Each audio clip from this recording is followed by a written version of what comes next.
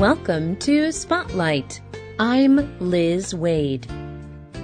And I'm Christy Veneragon. Spotlight uses a special English method of broadcasting. It is easier for people to understand no matter where in the world they live.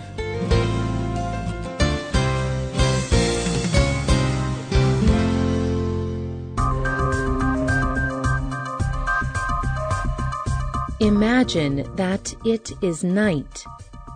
You look up into the dark sky. You see millions of stars. But then you see something strange. You see a bright point of light with a long end or tail behind it. It is a comet. This space object is made of frozen gases, rock, and dust. It orbits the sun in a long path. It orbits the sun again and again. The orbit of some comets lasts tens of years, but the orbit of other comets lasts thousands of years. The comet gets hotter every time it gets close to the sun. The dust and gas flow out behind it for millions of kilometers. This is why a comet looks like a bright point of light with a long tail behind it. 25 years ago, space scientists started to plan a special project involving a comet. They wanted to learn more about the atmosphere of a comet and more about its center or nucleus. So they decided to land a spaceship on a passing comet. They called this project Rosetta. Today's spotlight is on Project Rosetta. Long ago, people were frightened by comets. They did not know when comets would arrive in the sky. And they believed comets were a sign that something bad would happen. Ancient astronomers from China observed stars, planets, and comets. They kept clear records of where and when comets appeared. People in other places also recorded when comets appeared. For example, there is a cloth tapestry that shows an old battle in the United Kingdom. The tapestry also shows a comet in the sky. This battle was fought in the United Kingdom in 1066. Old records like these helped scientists discover when particular comets would arrive in the sky. In 1705, Edmund Halley discovered when a particular comet would return. This comet became known as Halley's Comet. It was the same comet that had appeared in 1066. Halley's Comet returns every 76 years. It most recently returned in 1986. During that year, many people wanted to study Halley's Comet. Russia, France, and Japan sent spaceships or probes to investigate the comet. They could only pass by the comet and collect information about its atmosphere. A probe from Europe called Giotto flew to about 600 kilometers from the comet. Giotto was almost destroyed by the fierce dust of the comet. But it survived. It saw the nucleus of the comet. And then it sent images of the comet back to Earth. Gerhard Schwemm of the European Space Agency said, "It was a once-in-a-lifetime event. It had a big effect on the general public. It may sound simple to say this, but the picture was the best thing. The minute you saw it, it was amazing.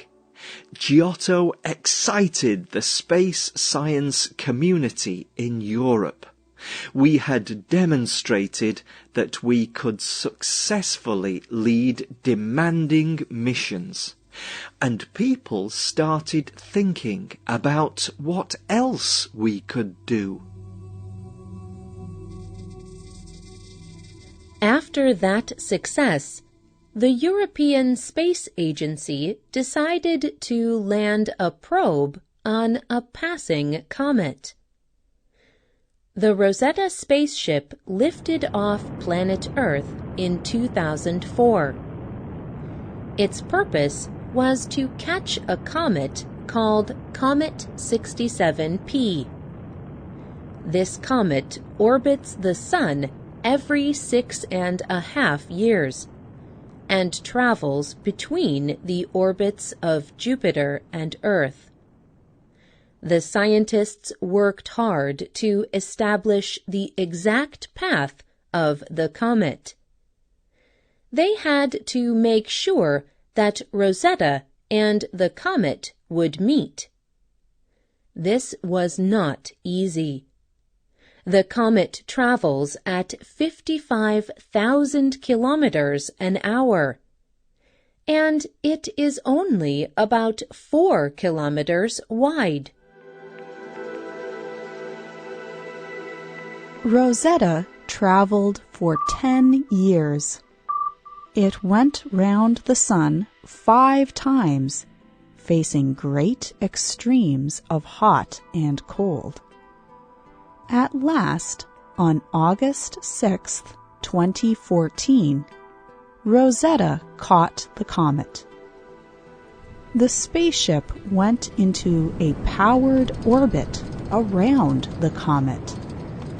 At times, Rosetta was only 10 kilometers above the comet. And Rosetta took pictures and made maps of the surface of the comet. Then, on the 12th of November 2014, Rosetta launched a small landing vehicle called Philae.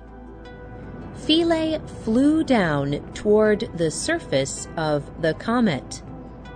7 hours later, Philae landed. But back on Earth, the scientists waited for news. The comet was 500 million kilometers away from Earth. So the signal took about 30 minutes to reach Earth. At last, Stefan Ulemek of the European Space Agency excitedly announced, "We are sitting on the surface. Philae is talking to us. We are on the comet."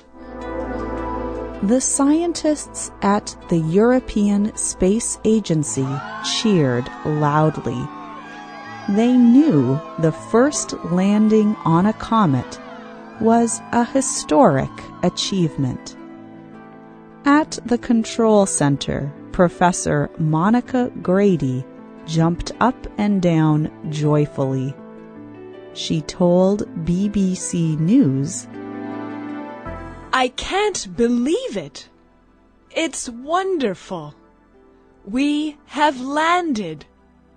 We have waited so long for this." But Philae had settled on its side by a rock. It was in shadow and would not get much sunlight.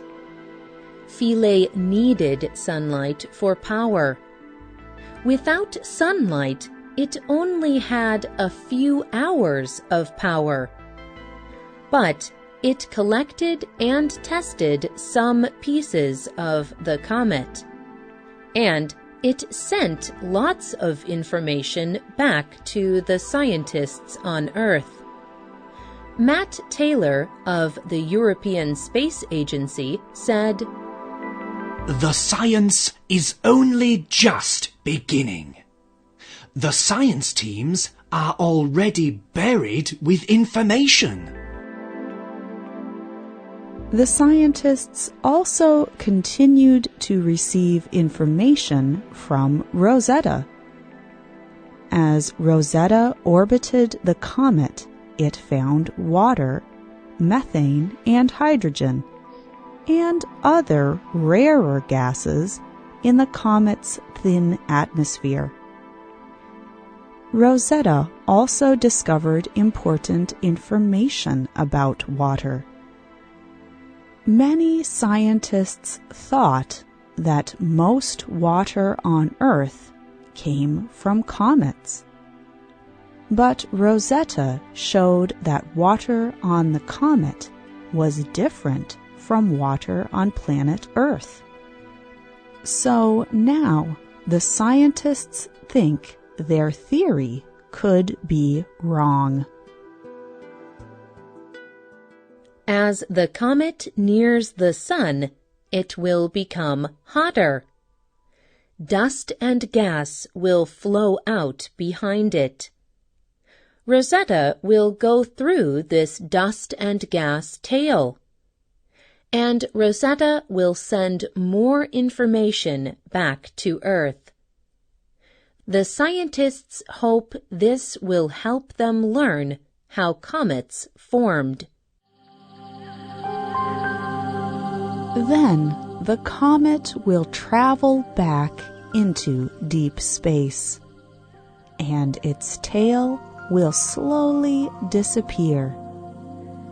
Rosetta will continue to orbit the comet for several months. It will continue to send back information about the comet's journey. Who knows what it may send back? Scientists are excited to know. The writer of this program was Katie Blake. The producer was Luke Haley. The voices you heard were from the United States and the United Kingdom. All quotes were adapted for this program and voiced by Spotlight. You can listen to this program again and read it on the internet at www.radioenglish.net. This program is called The Rosetta Comet Mission. We hope you can join us again for the next Spotlight program. Goodbye.